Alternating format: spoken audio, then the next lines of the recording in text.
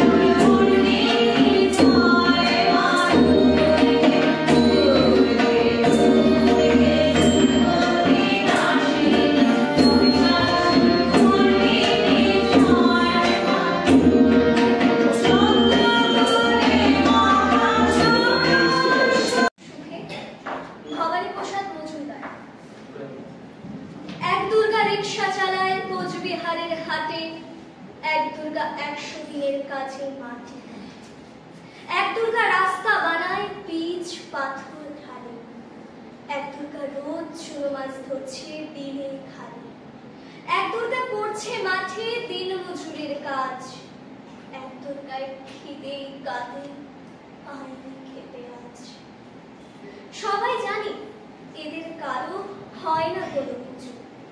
এরা তো মা তোমার মতো নয় কো দশভুজু। সব দুর্গার চোখে মুখে ফুটবে হাসি জবে। মা তোমার পুজো সেদিন সত্যি সফল হবে। এক দুর্গা পাথর ভাঙে রোজ আসানসোলে, এক দুর্গা পেটের চালায় খনিতে কয়লা তুলে, এক দুর্গা ৭-৮ বাড়ি কষ্টে বাসন মাজে, এক দুর্গা কারখানাতে ব্যস্ত নানান কাজে, এক দুর্গা চা বাগানে তোলে চায়ের পাতা, এক দুর্গা পাড়ায় পাড়ায় ঘুরে সারায় ছাতা। সবাই জানি এদের কারো হয় না কোনো পুজো। এ তাই বলি মা এদের চোখেও পুজো খুশি পুজো। সব দুর্গার চোখে মুখে ফুটবে হাসি জবে। মানো তোমার পুজো সেদিন সত্যি সফল হবে। এক দুর্গা হাসপাতালে সবার চেনায়, এক দুর্গা নার্স দিদি তার মনে ভীষণ মায়া, এক দুর্গা সবজি বেচে নিজের পায়ে দাঁড়ায়, এক দুর্গা মুরগি কাটে নিজেই পালক ছাড়ায়, এক দুর্গা হোটেল চালায় বানায় মাংস ভাত, এক দুর্গা বুট পালিশে জোরসে চালায় হাত। এমনি হাজার দুর্গা যারা পায় না কোনো পুজো, এদের দুঃখ কষ্ট তুমি দরদ দিয়ে বুঝো। সব দুর্গার চোখে মুখে ফুটবে হাসি যবে, মাগো তোমার পুজো সেদিন সত্যি সফল হবে।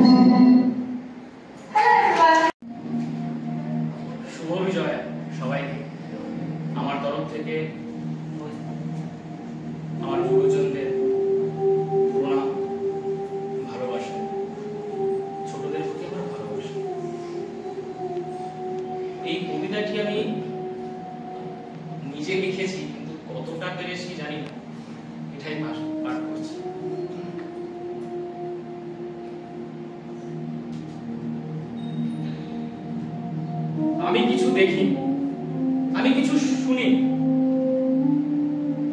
আমি কিছু বলি।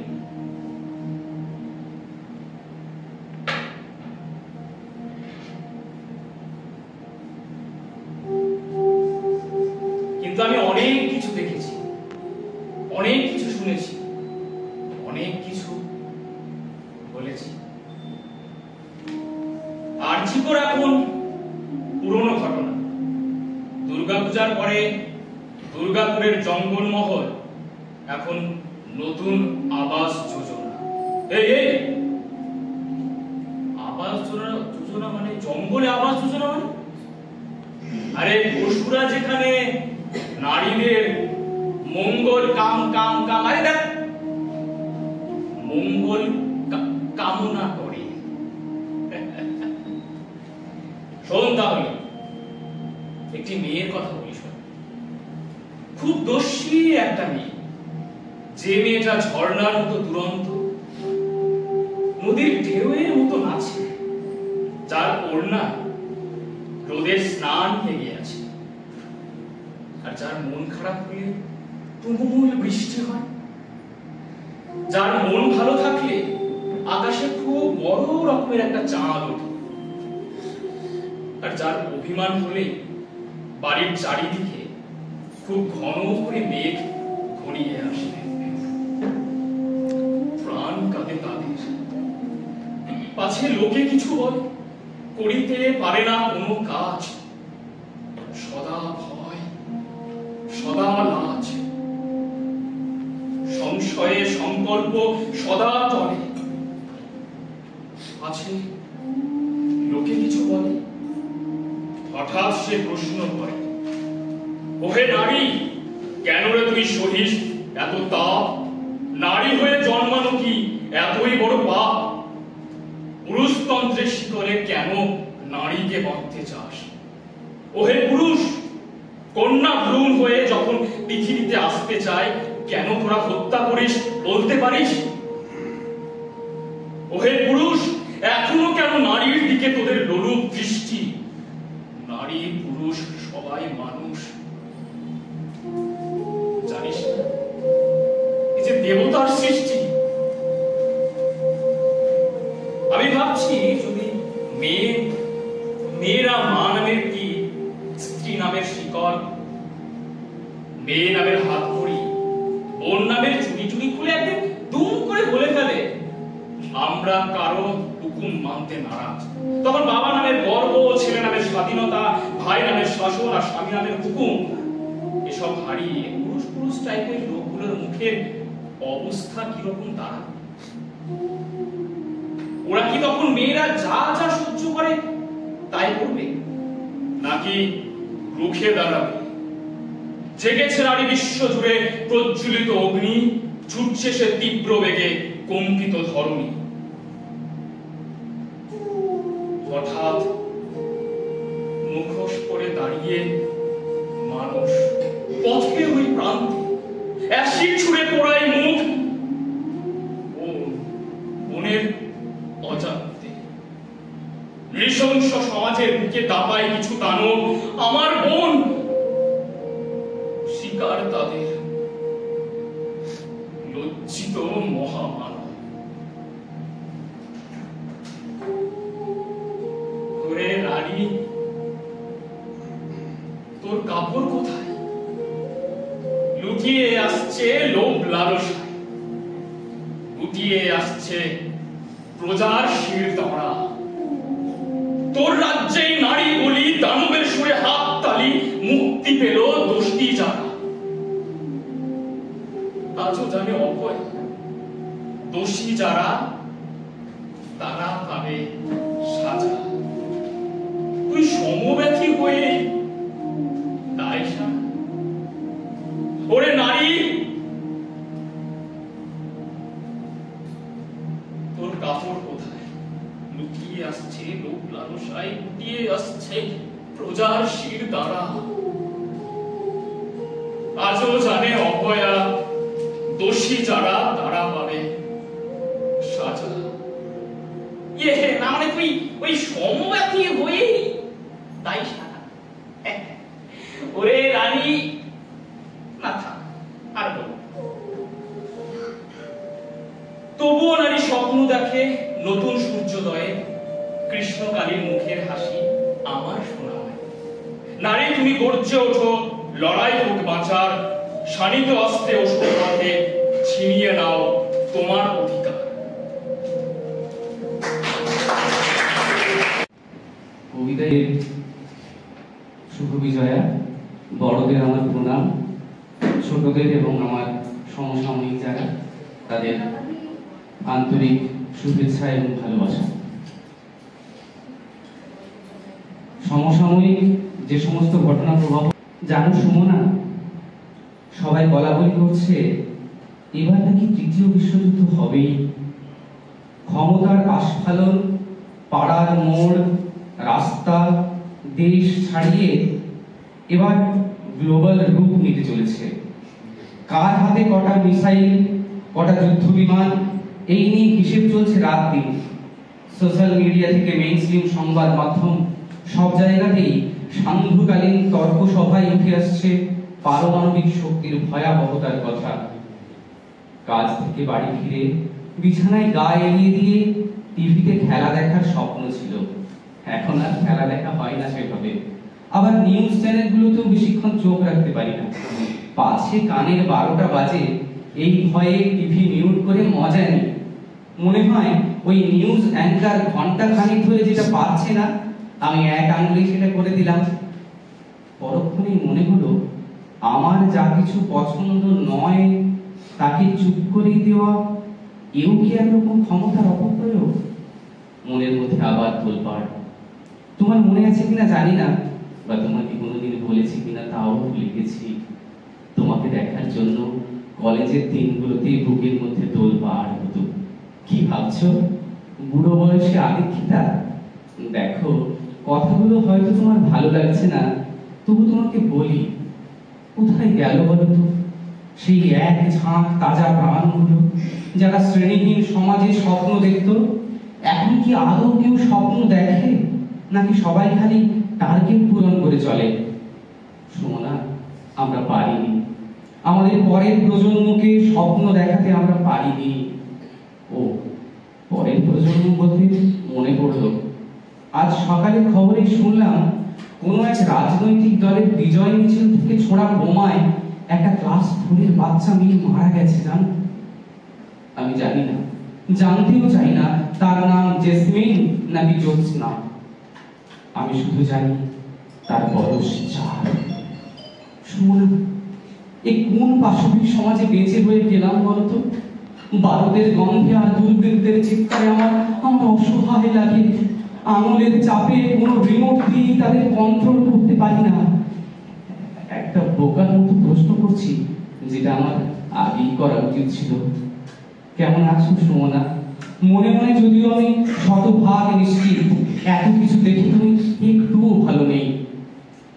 একটা বাগান তৈরি করা হলো না সুমনা, ফুলে ফলে ভরে থাকা একটা বাগান। কিছুই দিয়ে যেতে পারলাম না কাউকে, শুধু গলা ফাটিয়ে এ বিশ্বকে শিশুর বাসযোগ্য করে যাব আমি বলেই গেলাম। তুমি যদি এক বুক অভিমান নিয়ে না ফেরার দেশে চলে গেলে, সেদিন শেষ আমার টবে রজনীগন্ধা ফুটেছিল।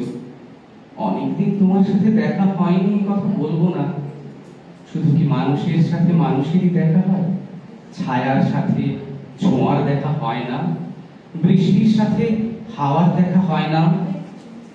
0.5 mg ক্লোনাজিপাম খাওয়ার পরেও মাঝ রাত্রে যখন ঘুম আসে না, ঘুমের মতো কিছু একটা আসে, তখন যে মুখটা আমি স্পষ্ট দেখতে পাই সেটা তোমার সুমনা। তুমি নিশ্চয়ই ভাবছো এতদিন পর এত সব কথা কেন তোমায় বলছি। তাহলে চুপি চুপি বলে রাখি শোনো, ডাক্তার জবাব দিয়ে দিয়েছে, বড় জোর 1 মাস দেখা হবে আমাদের। কলেজের ছাত্র ইউনিয়ন নির্বাচনে যেভাবে সাফল্য উদযাপন করেছিলাম, এবার 2 বুড়ো বুড়ি বসে আমাদের ব্যর্থতা উদযাপন করব।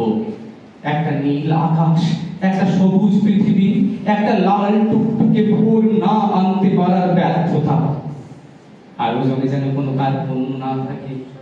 চন্দ্রবিন্দুর গান, কৃষ্ণদার চা, শর্মার কচুরি, ডায়মন্ড প্লাজাতে শপিং, তোমার বেগনি রঙের সালোয়ার, সবটুকু চাই, সবটুকু। তোমার জন্য অপেক্ষা ছোটবেলায় অনেক করেছি, এবার তুমি আমার জন্য অপেক্ষা করো। আমি আসছি সুমনা, আর মাত্র কটা দিন। ধন্যবাদ।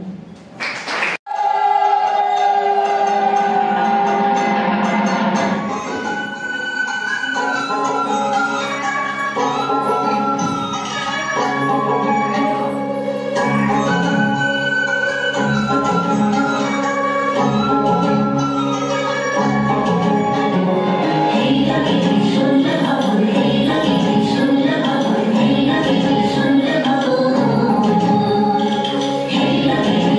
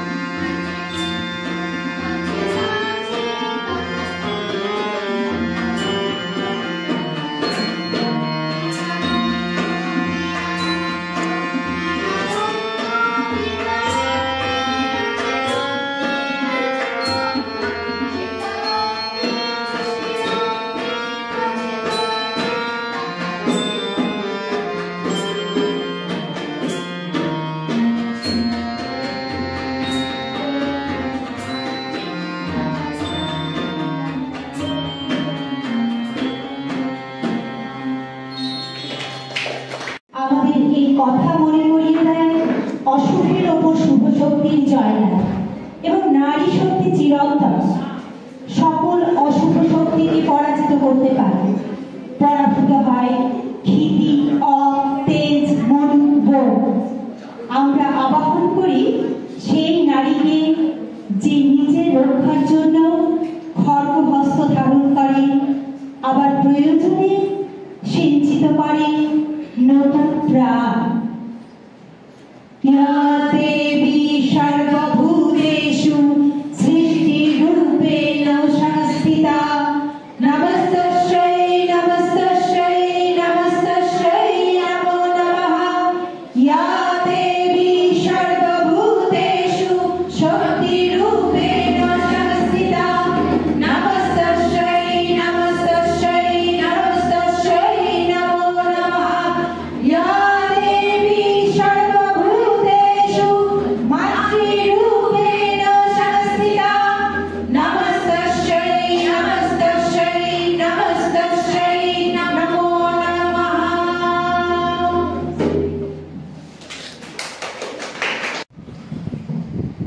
বিজয়া সম্মেলনী মিশনের একটা আবশ্যিক বার্ষিক কার্যক্রমের মধ্যে পড়ে।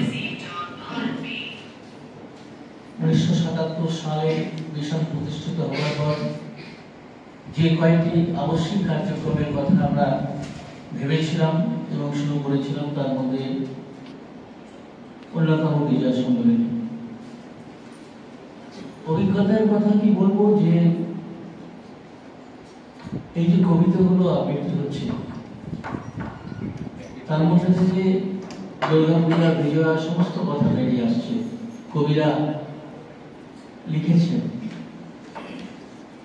তো আমাদের যে চলার পর 49 বছর হয়ে গেল, সে সময় বিজয়া সম্মেলনীর শুরুতে এবং তার পরপরই যত উদ্দীপনা ছিল, উৎসাহ ছিল, ক্রমশই সেটা ভাটার দিকে চলে গেছে।